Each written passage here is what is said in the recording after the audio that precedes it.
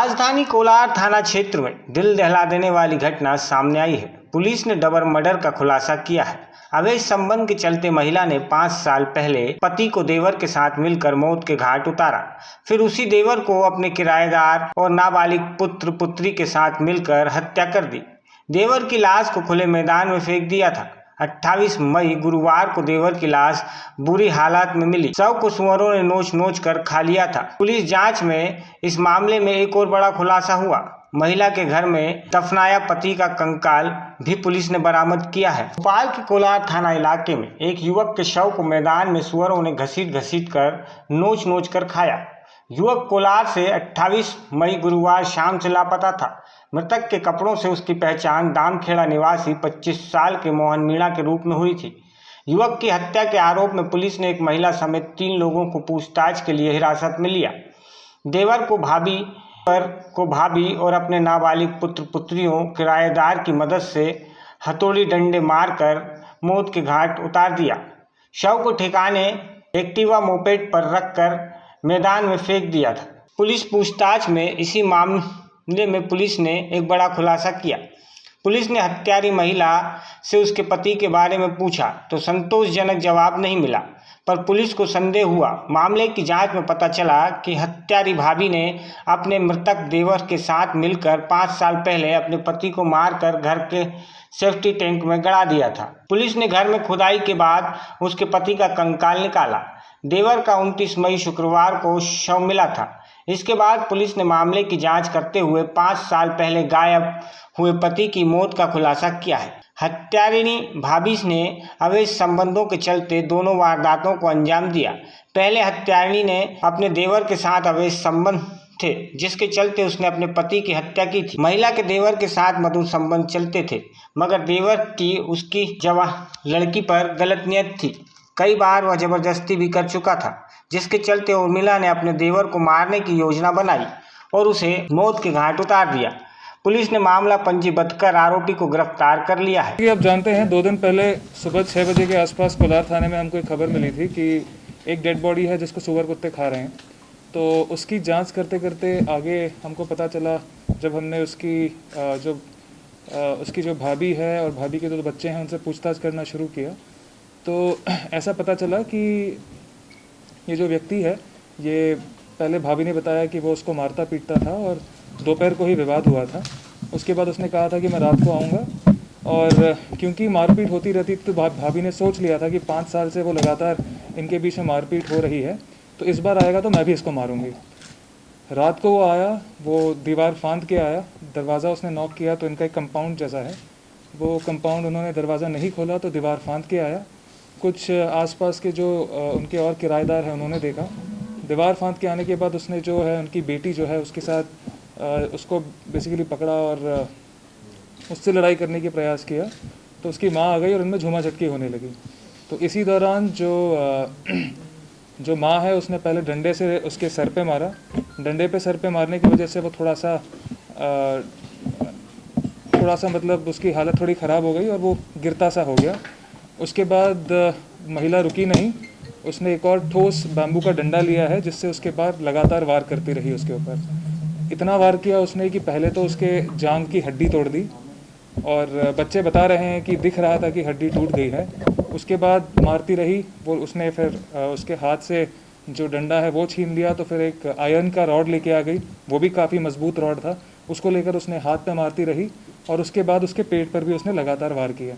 इसके बाद उसकी हालत बहुत ख़राब हो गई थी, और इसी दौरान जो बच्चे हैं वो भी इसको मारते रहे।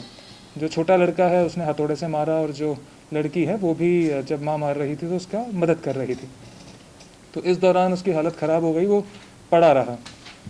तो उसके बाद की डेड बॉडी को क्या करेंगे, इन्होंने पड़ोसी को बुलाया। पड़ोसी और इनका जो बेटा है वो दोनों जो बॉडी है, डेड बॉडी कह रहे हैं कि उस समय उसमें हल्की सी जान बची थी, तो उसको ये लोग गाड़ी पर बैठाए और रात को लगभग 1:30-2 बजे के आसपास दामखेड़ा के आगे ही लेके गए, और क्योंकि वो उनसे संभल नहीं रहा था तो वहीं पे वो गिर गया।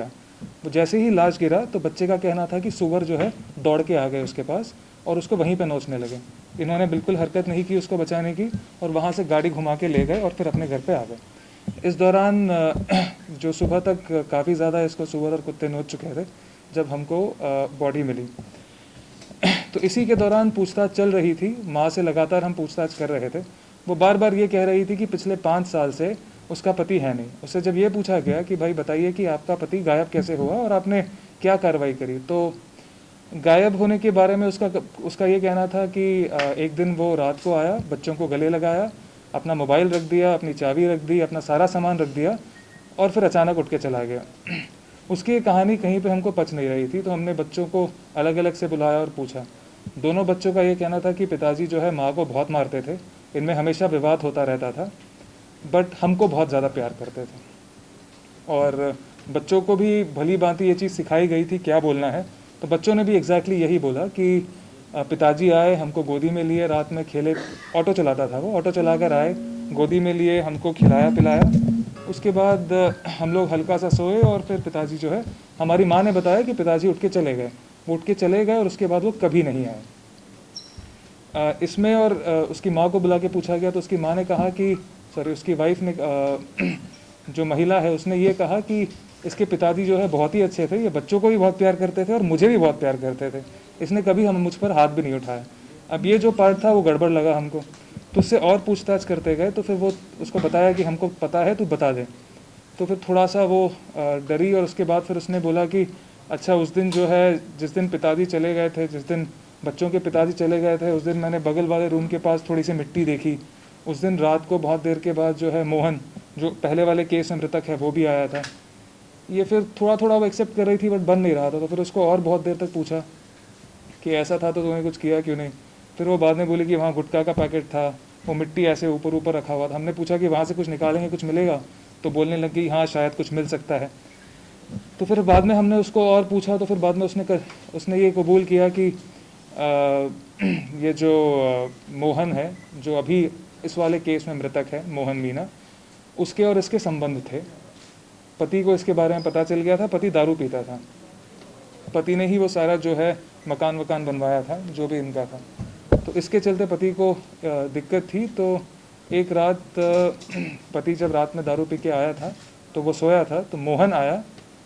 मोहन ने पहले इसके सर पे हथौड़े से मारा और उसके बाद जो तार होता है इनके घर पे, क्योंकि कंस्ट्रक्शन चल ही रहा था, तो तार लेकर इसका गला दबाया।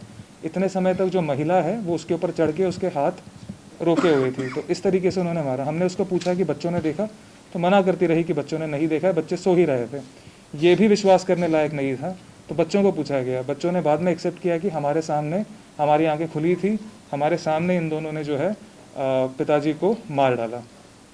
तो हमने पूछा कि आपने कुछ क्यों नहीं किया, तो उनका ये कहना था कि हमेशा हमको डराते थे कि अभी अगर कुछ भी हुआ तो जैसे पिताजी को मार डाला है वैसे ही तुम दोनों को मार डालेंगे। तो इसके चलते ये लोगों ने कभी डिस्क्लोज़ नहीं किया। यहाँ तक कि जो मृतक है, मृतक जो मतलब 2 भाई जिनका अभी डेथ हुआ है, इनके परिवारजन जब भी पूछते थे तो ये जो सेकेंड मर्डर है उसके एक दिन पहले तक ये महिला ये बोलती थी कि उसका जो पहला पति है, जो पति है उसका, उससे उसकी अभी भी बात हो रही है। भले ही 5 साल वो नहीं आया है, फ़ोन पे बात होती है और वो मंडीदीप में रहता है। बच्चों को भी उसने यही सिखा के रखा था कि घर वाले कोई भी पूछे तो ये बताओ कि पापा जो है उनसे हमारी फ़ोन पे बात होती रहती है। तो जो मृतक है उसके परिवारजनों ने उसको कभी देखा नहीं था, पर वो इस विश्वास में थे कि शायद वो यहीं पे कहीं पे है और अभी भी ज़िंदा है।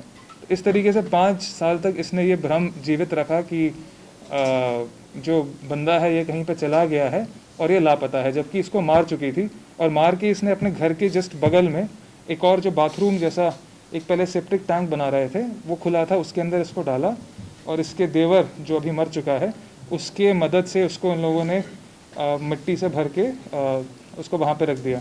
और अभी उसी के ऊपर उसने एक मकान बना लिया है। उसी जो जहाँ पे उसको गाड़ा है उसके ऊपर पत्थर रखे हैं, ऊपर भगवान की मूर्ति है, बगल में उसने बहुत सारे पानी के टैंक, जो पानी भर के रखने का सामान होता है, जैसे एक ड्रम है और ऐसे बहुत सारे चीज़ें हैं। उस रूम को वो इस तरीके से यूज़ करती है जैसे कि वो रूम बिल्कुल ही नॉर्मल यूजेज में है। अभी तक सच स्टोरी के लिए भोपाल से शफीक खान की रिपोर्ट।